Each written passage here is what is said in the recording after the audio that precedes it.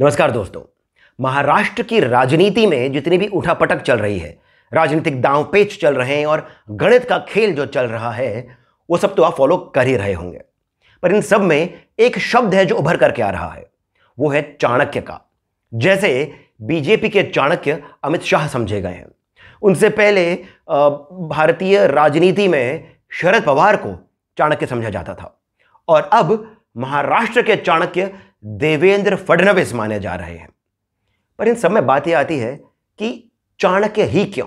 आज के इस वीडियो में हम इस बारे में तो बात करेंगे ही, पर एक और बात समझनी आवश्यक है कि महाराष्ट्र में जो भी चल रहा है उसका बीज दो कालखंडों के बीच में रहा है। एक वो समय जब पालघर के साधुओं की हत्या हुई थी, और तब से लेकर के नवनीत राणा को जेल में डालने तक का समय। महाराष्ट्र में जितना कुछ चल रहा है, जो भी रीजंस दिए जा रहे हैं, उसमें इन दोनों कालखंडों के बीच में हुई घटनाओं का भी बहुत बड़ा योगदान है। अब बात करते हैं हम इस वीडियो की। आज का ये वीडियो दोस्तों बहुत ज्यादा इंटरेस्टिंग होने वाला है। उसका रीजन ये है कि जो कॉन्टेक्स्ट है, यानी जो संदर्भ है, वो तो महाराष्ट्र की आज की राजनीति है, पर बात होगी 2000 साल पहले के समय की। जी हां, हम जो आज आपके लिए फैक्ट्स लेकर के आए हैं, जो सूत्र आपके लिए लेकर के आए हैं, उनको सुन करके आप हैरान हो जाएंगे कि किस तरह से आज से 2000 साल से भी पहले के समय में जो बातें कही गईं, वो आज किस हद तक सही साबित हो रही है। किस तरह से हमारे महापुरुषों की दूरदर्शिता थी। और जैसे मैं अपने इतिहास से रिलेटेड वीडियोस में कहता हूं कि इतिहास जो है, हिस्ट्री जो है, वो कोई भूतकाल का विषय नहीं है। हिस्ट्री जीवंत है, हम भी आज भी उसी का पार्ट है। तो या तो आप ये कह लीजिए कि हिस्ट्री ने नया रूप ले लिया है, या फिर वो जीवंत है। बात इतनी सी है कि जो बात, जो सूत्र आज से 2000 साल पहले कहे गए, वो महाराष्ट्र की राजनीति में आपको जीवंत होते दिखाई देंगे। मैं कोई कॉन्टेक्स्ट और नहीं बताऊंगा, मैं किसी से रिलेट नहीं कर रहा हूं, किसी इंडिविजुअल से रिलेट नहीं कर रहा हूं, आप खुद समझदार हैं। अब यहां पर आगे बढ़ने से पहले मैं आपको दो छोटी सी कथाएं सुनाता हूं, रादर दो घटनाएं सुनाता हूं। एक है चाणक्य से रिलेटेड। एक बार उनसे मिलने एक विदेशी राजदूत पहुंचे। वे जानना चाहते थे कि मगध साम्राज्य जो है वो इतना बड़ा, इतना समृद्धशाली कैसे हुआ। तो वो गए चाणक्य से मिलने। जब वो चाणक्य से मिलने के लिए उनके घर में पहुंचे, तो जिस तरह से चाणक्य रहते थे, वो देख करके वो विदेशी राजदूत परेशान हो गए, हैरान हो गए। उन्होंने देखा कि चाणक्य, जो कि मगध साम्राज्य के प्रधानमंत्री हैं, वो एक छोटी सी झोपड़ी में रह रहे हैं। उस झोपड़ी की छत सूखे घास की बनी हुई है। कमरे के अंदर एक उपला कहीं पर रखा हुआ है, और एक कम तेल का दिया एक कोने में जल रहा है, और नीचे आसन पर बैठकर चाणक्य कुछ सूत्र लिख रहे हैं।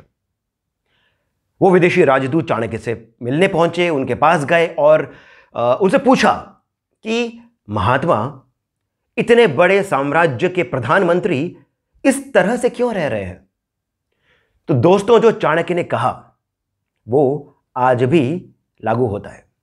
चाणक्य ने कहा, जिस राष्ट्र का प्रधानमंत्री यदि भवन में रहे, महल में रहे, उस देश की जनता झोपड़ी में रहेगी।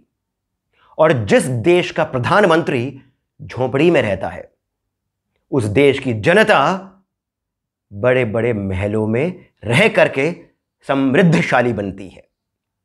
तो यह तो बात हो गई चाणक्य की। अब हम बात करते हैं चाणक्य से भी पहले के एक ऐसे राजनीतिज्ञ की, जिसका उल्लेख स्वयं चाणक्य ने अपनी चाणक्य नीति शास्त्र में किया है। हम बात कर रहे हैं महात्मा विदुर की। जी हां दोस्तों, महाभारत के अंदर महात्मा विदुर का जो एक स्टेटस है, वैसा और किसी का नहीं है। श्री कृष्ण स्वयं विदुर को महात्मा कहते हैं। तो हुआ यूं था कि महाभारत का जो युद्ध था, कुरुक्षेत्र का जो युद्ध था, उसके शुरू होने से पहले धृतराष्ट्र संजय को युधिष्ठिर के पास दूत बना करके भेजते हैं, यह समझने के लिए कि युधिष्ठिर का युद्ध के बारे में क्या विचार है। जब संजय युधिष्ठिर के यहां से वापस आते हैं तो वो धृतराष्ट्र से मिलते हैं और वो ये कहते हैं कि महाराज, युधिष्ठिर ने जो जो कहा वो तो मैं आपको अगले दिन सभा में सुनाऊंगा, पर आप मेरी कुछ बातों को सुन लीजिए। और जिस तरह से संजय ने धृतराष्ट्र को फटकार लगाई, वो सुन करके धृतराष्ट्र बेचैन हो गए। संजय के जाने के बाद उन्होंने तुरंत ही अपने सेवक से कहा कि विदुर को बुला कर ले आओ, वही एक है जो मुझे थोड़ी सी शांति प्रदान कर सकते हैं। रात्रि का समय था, पर विदुर फिर भी जल्दी से पहुंचे धृतराष्ट्र के पास और धृतराष्ट्र को प्रणाम करके बोला कि महाराज, आपने मुझे इतनी रात्रि को बुलाया, सब ठीक ठाक तो है? तो धृतराष्ट्र ने कहा कि विदुर, मैं सो नहीं पा रहा हूं, चिंता मुझे खाए जा रही है, मुझे कुछ समझ नहीं आ रहा है कि मैं आगे क्या करूं। युद्ध में चाहता नहीं हूं, पर युधिष्ठिर को मैं भाग राज्य का दे नहीं सकता हूं, पुत्र मोह में मैं फंस गया हूं, क्या करूं। दोस्तों, तब जो बातें महात्मा विदुर ने धृतराष्ट्र से कही, उस ही को विदुर नीति कहा गया है। और आज मैं आपको चाणक्य नीति और विदुर नीति के कुछ ऐसे सूत्र प्रस्तुत करने जा रहा हूं जिसे सुनकर आप महाराष्ट्र की राजनीति में उनके कॉन्टेक्स्ट को समझ पाएंगे, उनकी जीवंतता को समझ पाएंगे। अब अपनी बात रखने से पहले विदुर जी ने कहा, राजन, जिसका बलवान के साथ विरोध हो गया है, उस साधनहीन दुर्बल मनुष्य को जिसका सब कुछ हर लिया गया है, उसको, कामी को तथा चोर को रात में जागने का रोग लग जाता है।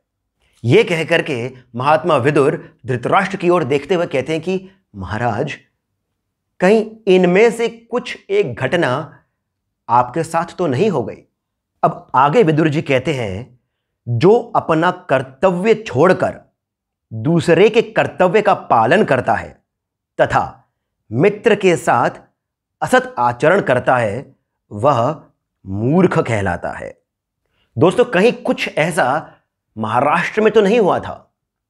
चलिए अब आगे चलते हैं, देखते हैं कि आगे विदुर जी ने क्या कहा। जो न चाहने वालों को चाहता है और चाहने वालों को त्याग देता है तथा जो अपने से बलवान के साथ बैर बांधता है, उसे मूढ़ विचार का मनुष्य कहते हैं। दोस्तों, माइनॉरिटी गवर्नमेंट कुछ ऐसे ही लोग आपस में मिलकर तो नहीं बनाते हैं, मैं केवल पूछ रहा हूं।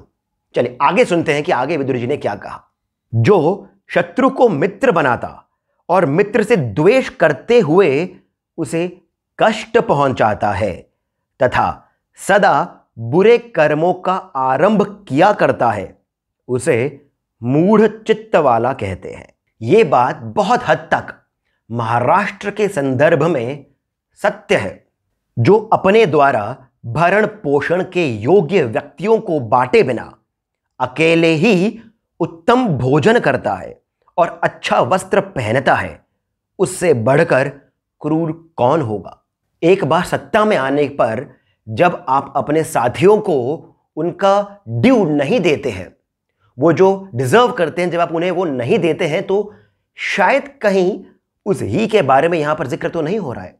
विष का रस एक को ही मारता है, शस्त्र से एक का ही वध होता है, किंतु मंत्र का फूटना राष्ट्र और प्रजा के साथ ही राजा का भी विनाश कर डालता है।